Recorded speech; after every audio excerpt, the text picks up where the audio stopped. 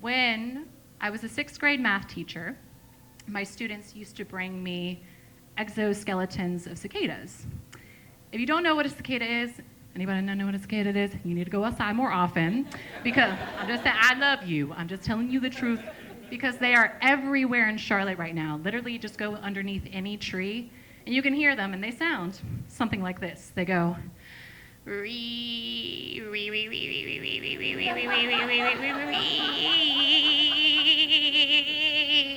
that's accurate, right? Thank you. I've been working really hard. Thank you. You don't want to know how many times I've done that in the mirror this week. But they sound something like that. And the whole reason for this is cicadas spend like over a decade of their life underground. And then they emerge. And when they emerge because it's a special time in their lives. It is time for them to mate, which is so fun. They get to live for 3 weeks above ground just to have sex and die. So that's like their mission. Yeah! Don't we wish it was that easy? It's not the same. So literally they will like climb to the nearest tree trunk and they'll come out of their molt and they'll unfurl their wings and then they fly into the trees to go get the sex. I really wish it was that easy for us. Our mating dance and ritual is not as easy. So this was always my first lesson with the students, not the sex part. I saved that for their health teacher. So that was not my thing because I was a math teacher. So my first lesson of the year was the following. If one cicada species emerges every 13 years and another emerges every 17 years, when is the next time the cicadas were merged together again? The overlapping year, AKA, what is their least common multiple?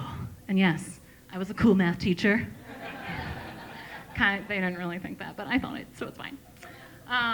So yeah, that was the lesson out the gate. And then students would go home, they'd be in their backyard, they'd be at a public park, and they would see these like exoskeletons, and they would think, oh, Libba would love that. So they would bring me the like dead shells of cicadas. And so at the front of my classroom, I had this desk, and like I just had like 100 cicada shells, just like all lined up, staring at everybody as I taught, which was fun. Teaching to a test was hard, though. I will not lie to you. Although we were a public charter school in Durham, North Carolina, that did not mean I was opted out of teaching a state test. And if you don't know Durham, North Carolina, by the way, it is a progressive little pocket. Like Democrats, be running against Democrats in elections. You feel me? Like, that's the situation. It is a gay little bubble. It is truly a lesbian's sanctuary, a dyke's haven, and a bisexual's paradise. I'm pretty convinced that there's like a lesbian magnet underneath the heart of the city because the lesbians just keep on coming, and it turns out we're pretty good at that anyway, so yeah. Yeah. I said it. It's true. So I also loved living in Durham because my ex-wife and I, we could walk down any street holding hands and feel 100% safe. It was a magical place, and you felt like you belonged around every corner. However, just like Charlotte, if you went 15 minutes in that direction, or 15 minutes in that direction, or 15 minutes in the direct direction, those rainbow flags would very quickly turn into Confederate flags. So you kind of stayed in your gay little pocket, right? The school that I worked at, their values also very, very much lined up with this progressive pocket that I lived in. On my interview, during my interview in 2015, the principal told me, actually, just so you know, Libba, we had a group of second graders this year start and lead their own Black Lives Matter protest. And so these little 7, 8-year-old babies learned about the BLM movement, decided they wanted to do something about it, spearheaded a protest, and the whole school participated. And I was like, dang, these are a bunch of little woke motherfuckers. Are you for real? I want to work here. Not only was I told that story during my interview, but I was taken on a tour by students in that same interview, and they happened to be 7th graders. Now, this was a project-based school. This was a child-centered school. All of the learning and all of the curriculum circulated around students' interests, their curiosities, what they genuinely loved, as it should be, right? It was a beautiful place to work. So sometimes there were moments and times where sixth graders, or any kiddo really, were given the opportunity to lead new hires around the school and take on that leadership role. So we're going on a tour, and I walk past this kindergarten classroom, and I peer in, and there's this like giant paper mache tree. And I'm like, oh, that's stunning. How beautiful. These little nuggets made that. And the sixth grade girl goes, yeah, you want to know why that's there? And I'm like, oh my God, sixth grade drama. Here we go. Sure, honey, what's up? And she goes, well, there was some land being developed next to the school, and they were going to take down the trees. We wanted to protest. We wanted to do something about it, but we knew there was nothing we could do. So what we decided to do instead, when they brought out the saws, we all went onto the playground, and we clung to the fence, and we watched as the tree giants came down, and we wept. And I was like, not only are these bitches like little woke motherfuckers, but they're hippy-dippy bitches too! Ah! I really do want to work here. And so I did. For 2 years, I was the math teacher, but then I got burnt out, and I hated teaching to a test. And I don't know about you, but I don't know a lot of people that have had good memories of their sixth grade math classroom. Any of you out there who actually enjoyed? Yeah, three of you are raising your hands right now, and that is accurate. 97% of the students did not like the class, no matter what I did, even if I taught about freaking cicadas. You know, I couldn't hook them. And so I went to my admin, and I was like, look, I can't. And they were like, okay, well, what do you want to teach? And I was like, I would rather teach PE. And they're like, okay, let's go. And over the summer, I went from teaching everybody's least favorite subject to everybody's favorite. And classroom management became so much easier. It wasn't easy, it wasn't a breeze, but it was easier. Because if I had a kiddo that I was acting like a turd during a game, I could pull him out, sit him on the bench, and be like, hey, so from what I can observe, I'd say like 90% of the people are upset with you right now. And he'd be like, ah. And I'd be like, let me give you 5 minutes, and we'll talk and check in about it, and just talk about what's going on. So I would circle back, sit down, be like, all right, what's up? And he was like, yeah, I was being for this, and this reason. I'm like, okay, what are you gonna do about it? I'll follow the rules. Cool, get back in the game.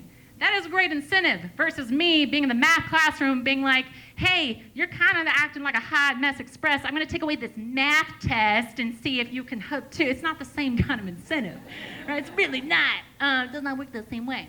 So I taught K through 8 PE, and K through 4 curriculum looked pretty standard, right? I taught kids collaborative play, cooperative play, sometimes inventive game play where they could make up their own worlds and their own games, which was super fun. And then 5th through 8th grade was a little bit different. They got to pick a discipline. So you as a 5th grader coming in, you could take mountain biking for a semester, or you could take Zumba, you could take basketball or yoga. Really, there was something for everybody. And you know what? If there wasn't something for everybody, I might have had a kid that just gone back in the back of the yoga classroom and take a nap. I'm like, that's cool. That works. Whatever you need today, right? I especially loved teaching basketball because there was always a 5th grader who he had me K through 4, right? And he got to 5th grade. He was like, I want to take basketball.